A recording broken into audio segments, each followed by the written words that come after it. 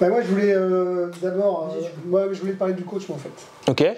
Quelqu'un que tu connaissais pas. Non, pas du tout. Est-ce que tu peux me parler de lui un peu, son management, sa façon de s'adresser, comment ça se passe quoi. Enfin je veux dire, ouais, je vois. ça a l'air d'être quelqu'un de très proche de vous. Franchement ouais, c'est un coach qui est très proche de nous, du coup c'est plus facile de communiquer avec lui, pardon. Et ouais, en dehors du terrain, ouais, c'est quelqu'un qui est proche, même tout le staff en soi. Ils nous accompagnent beaucoup de conseils. Ils font beaucoup de choses pour nous, pour qu'on soit à l'aise, pour qu'on soit dans les meilleures conditions pour les matchs, etc. Sur le terrain, franchement, moi j'adore ce qu'il veut mettre en place avec l'équipe. Franchement, ouais, on a vu surtout nos matchs, en vrai, même si les résultats ne sont pas toujours là, dans le contenu, ça a toujours été abouti en soi. Mais franchement, ouais, c'est un très bon coach. Par rapport à ce que tu as pu connaître dans les causeries, à la mi-temps, ou après des matchs, que ce soit défaite ou victoire, pareil, il a un discours qui est bienveillant. Oui, toujours pour nous, oui. Toujours pour nous, et dans le sens où il n'a pas peur de nous dire les choses, et s'il faut gueuler, il va gueuler, parce qu'il est en faute, de toute façon, on en a toujours besoin. Mais franchement, ouais, il a toujours le mot juste, aussi pour nous motiver. Donc sur ça, rien à dire. Quand il gueule, il a raison. Ah, bien sûr. bien sûr. Il a toujours, non, ouais, oui, non, mais vraiment, il gueule pas pour rien. Il y a des entraîneurs qui gueulent et oui, c'est vrai, je suis d'accord avec vous. Oui. Non, là, on comprend pourquoi. Même, il nous explique aussi les choses, pourquoi il n'est pas content sur quelques phases de jeu, par exemple, etc. Donc, en vrai, oui. Tu penses qu'il participe à ton développement? Oh, bien sûr. Oui, énormément, d'ailleurs, je pense. Énormément, parce que, comme je vous ai dit, il fait tout pour qu'on soit dans les bonnes positions, que ce soit en dehors ou sur le terrain. Donc, en soi, quand tu es sur le terrain avec lui, tu peux que exploiter le maximum de tes capacités. Comment tu abordes ces 5 derniers matchs? On arrive dans le pic de la saison où on va se jouer. Franchement, moi, comme tout le monde, on est très très excité quand même. Parce que déjà, on revient de très très loin, on va dire. Donc en soi, on est excité, mais on a toujours cette faculté à nous dire ok, il nous reste 5 matchs, mais il ne faut pas trop se mettre de pression et prendre les matchs par match en fait. Là, on joue demain Rodez. On n'a qu'une chose dans la tête, c'est de battre Rodez et on n'est pas pour l'instant focalisé sur Angers ou Auxerre dans une semaine et demie. Mais quand même, il faut. Vous êtes arrivé. Bien sûr. Vous êtes arrivé là, vous êtes 4e. Oui. Là, il y a une chance.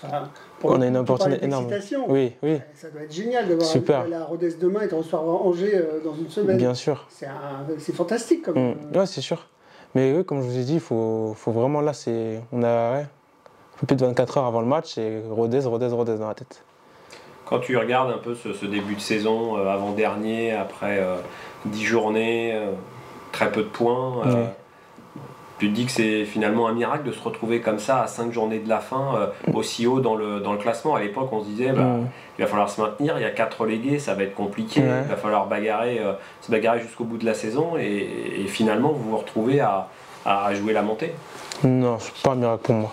Je me rappelle, j'ai eu une discussion avec le coach au début de saison justement de cette période et même je pense que le staff aussi, nous les joueurs, on savait que c'était pas du tout notre place. C'est que vraiment, je pense qu'il y a eu peut-être pas mal d'arrivées, donc obligatoirement, il faut qu'on apprenne à se connaître. La mayonnaise, elle n'a pas pris tout de suite, mais elle a pris un peu plus tard. On a mis du temps un peu à trouver des résultats positifs. Mais je n'ai jamais été inquiet sur la suite, je pense. Je pensais vraiment que... je pensais qu'à la fin de saison, là, que ça allait être notre position actuelle.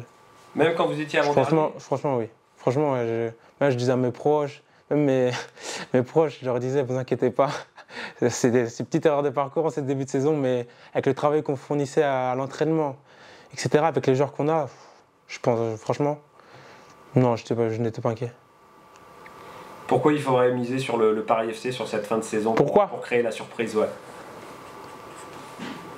Non, justement, ce début de saison, là, je pense que sur ces 5 derniers matchs, il va nous servir. Notre force de caractère qu'on a eue, je pense que ça va nous servir dans ces 5 derniers matchs. C'est vrai que ça va se jouer sur peu de points. Hein. Je pense que c'est très serré. C'est très serré. Et puis après, les barrages aussi, on sait que c'est des matchs tu penses que d'avoir démarré aussi mal, ça a été compliqué. Il a fallu tirer certains ressorts pour garder la tête hors de l'eau. Ah, c'est sûr, oui. Bah, comme je l'ai dit, on a une grosse force de caractère. Même par exemple sur nos derniers matchs, Grenoble ou Valenciennes, on est 2 fois mené 1-0.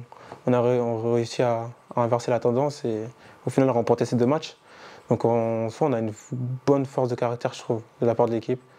Et franchement, ouais, on peut vraiment faire une très très bonne fin de saison avec de belles choses pour nous.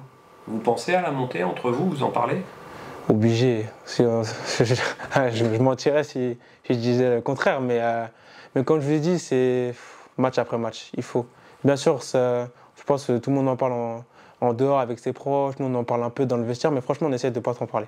On essaie vraiment de prendre match par match parce que tu peux te mettre de la pression, plus de pression pour justement par rapport à ça, et je pense que c'est peut-être pas la meilleure des solutions pour aborder cette fin de saison. Il y a un peu de pression quand même si d'où vous venez finalement, c'est que du positif, parce que même si vous étiez amené à terminer 7-8e ou perdre au premier match des barrages, au vu de ce que vous avez fait, de toute façon, ça reste quand même très, très positif. Oui, je vois ce que vous voulez dire, mais comme je l'ai dit, avec les qualités qu'on a, on peut vraiment espérer de grandes choses pour nous et pour le club. Tu avais d'autres en prêt, parce que c'est pas facile de choisir le bon club qui va bien. Pour le coup, tu regrettes pas une seule seconde alors? Non, je regrette pas, et j'avais pas non plus énormément de choix. Ouais. Et le Paris FC se sont intéressés par moi. Oui, Nantes et le Paris FC ont bien travaillé pour que ça se fasse au mieux. Et je suis très content d'avoir pris cette décision et je suis très content d'être ici cette saison. Coach avant? Non, je ne l'ai pas vu. J'avais eu en contact le directeur sportif, mais le coach, je l'ai vu en arrivant, mais je savais ce qu'il pensait de moi et qui me voulait. Et en tout cas, s'il ne me voulait pas, je ne serais pas ici. Donc ouais, mais oui, je suis très content d'être ici aujourd'hui. Tu penses que ça fait partie des choses qui vont te permettre de passer un cap? Oui, je pense que j'en ai déjà passé. Un an, c'est une période importante. Oui, je pense que j'en ai déjà passé un. Je pense que j'ai fait le bon choix de redescendre d'un niveau peut-être pour justement avoir plus de temps de jeu et exploiter au maximum de mes capacités. Et franchement, oui, je suis très content d'avoir pris ce choix et je pense que c'était la meilleure solution d'ailleurs, je pense.